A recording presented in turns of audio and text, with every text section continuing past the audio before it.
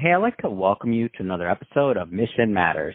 My name is Adam Torres, and if you'd like to apply to be a guest on the show, just head on over to missionmatters.com and click on Be Our Guest to apply.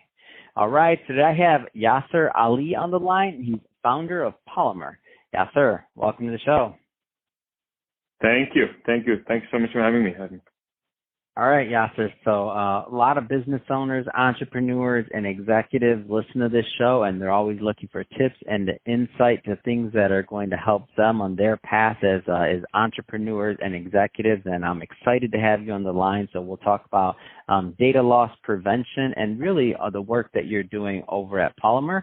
But to get us kicked off, we'll start this episode the way that we start them all with our Mission Matters Minute. So Yasser, we at Mission Matters, we amplify stories for entrepreneurs, executives, and experts. That's our mission. Yasser, what mission matters to you? Making it safe for users and companies to use cloud-hosted applications and prevent their employees from leaking company information outside of defined parameters. We are essentially trying to protect company sensitive data, confidential data, because I ran into this issue from a prior life in finance. I used to be on Wall Street as a bond trader and ran a consulting business, and often would experience me sharing a file with someone who would in return share it with 10 other people. And my work was getting stolen or overly shared, shall we speak. Same thing would happen with my colleagues. And what I saw in the market in terms of solutions to protect against extensive sharing or theft of information within companies, especially for employees who were departing a company or switching jobs, is so prevalent that people don't even blink an eye. I need to take my work because I'm going to a new job from my last company. That led to this idea, which ultimately became Polymer Data Loss Prevention for SaaS. Wow, what a great story. I always love when somebody, they have a problem themselves or they have some type of opportunity area because they're trying to figure out how to solve something and then a company sprouts from it, and then you look back and you're like, obviously it's never a smooth path. As entrepreneurs, there's always ups and downs. I have to get clients, I have to get money, all these other things. But to see like when you look back, like you solved a problem and you were, a benefit to yourself, and then you can in turn maybe be a benefit to others and also help them along on their journey. So I think it's a great story. How did this idea of entrepreneurship or being an entrepreneur starting a company, like how did that come about? Like, have you always wanted to be an entrepreneur and start a company, or is this something, because you mentioned you're from Wall Street, like where did that come from? Not at all, actually. The goal graduating from college was 99-2000 era when we had the first internet bubble collapse. Everyone was shying away from startups, and my dream job was to be sitting on a trading desk. And started off at Bear Stearns as a computer science, as a developer, engineer, and kind of moved up the ranks to get into trading somehow. And was having a fantastic time until situations changed. Obviously, the goal I had set myself up was climbing up the ladder, becoming an MD and making X amount of money and having this kind of bankroll or this kind of life. But then the great financial crisis hit in 2008, where the whole trading paradigm, mortgage industry collapsed, and I wasn't a subprime mortgage trader.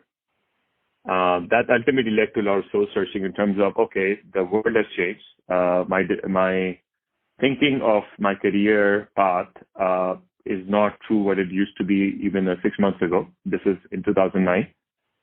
What do I do next? I have the opportunity to keep chasing a dream in a market which has completely changed forever, or I start over into something new. And that led to kind of going back into technology and starting a consulting business. And that's kind of where I started learning what real life looks like outside of the constraints of an Excel sheet or a Bloomberg terminal. That ultimately, I saw opportunities which seemed on the surface very easy to implement, learned a lot of hard lessons, got swindled, got cheated, lot of contracts, even after they were signed, got pulled. So lot of hard lessons, which ultimately made me more resilient, and the desire to kind of do something on my own and build something, a lasting business, became even stronger from this experience. Wow.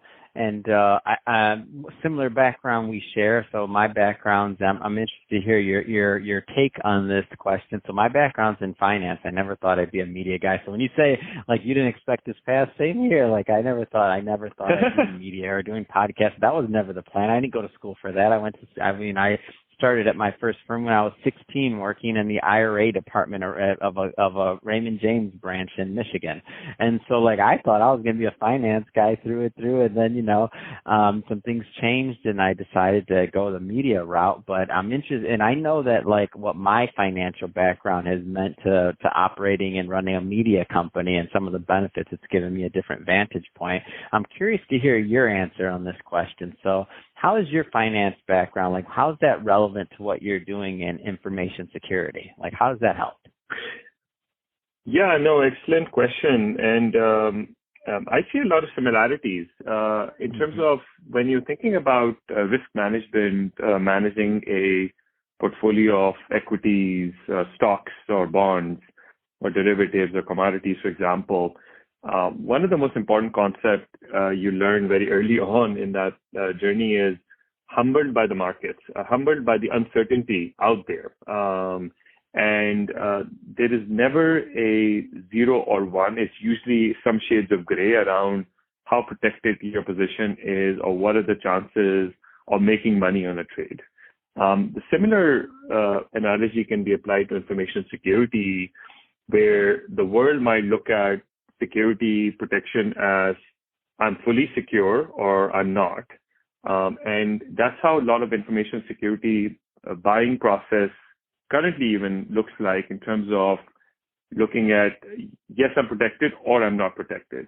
However, in reality, companies do get breached. There are ransomwares.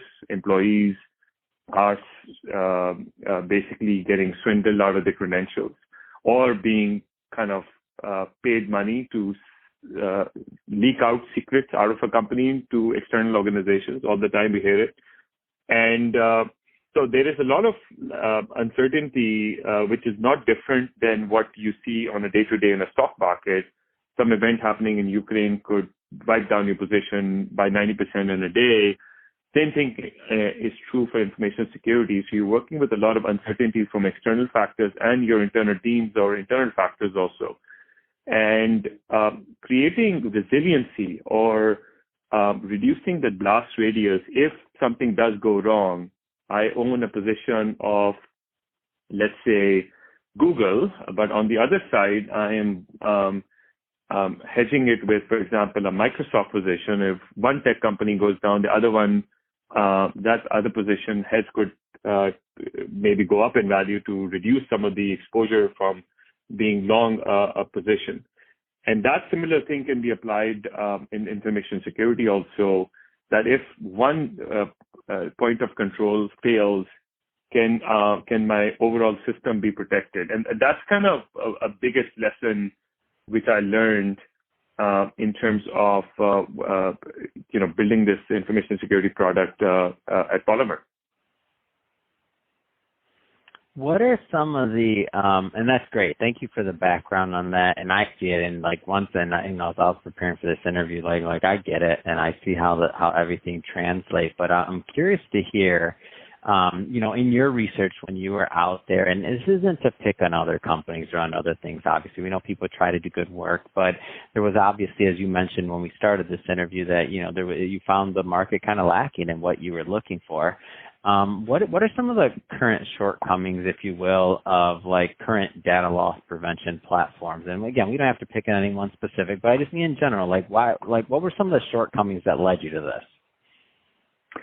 Yeah, I mean, all of this is obviously backward looking. So Yeah, it of might course, of come course. out as very smooth, but there is a lot of jagged edges and a lot of lost opportunities As and every experiments we ran. entrepreneur experience, as every Correct. entrepreneur experiences. So you're in good company. Go ahead. Okay, got it. But the one thing, the big generation evolution which has taken place in technology has been moving from on-prem solutions where all your servers are sitting in your second floor and your business is running on the third floor, for example, and the firewalls can be literally like you can lock them down, and that if anything wants to share something with an email, you might get an alert as an information security professional that, hey, someone is sending a file. Are you okay with this or not? So that worked great in a very closed environment where everything was under your purview or your systems, your processes, your hardware also. But when the last 5 years, we saw this big jump into the cloud and virtual workloads over Amazon or Google or other cloud providers, and the adoption of products like SaaS, so software as a service, where you're running your Microsoft Excel on O365, for example, not necessarily on a desktop install of Microsoft Excel, or doing a chat on Teams, for example, or Slack or Google Drive.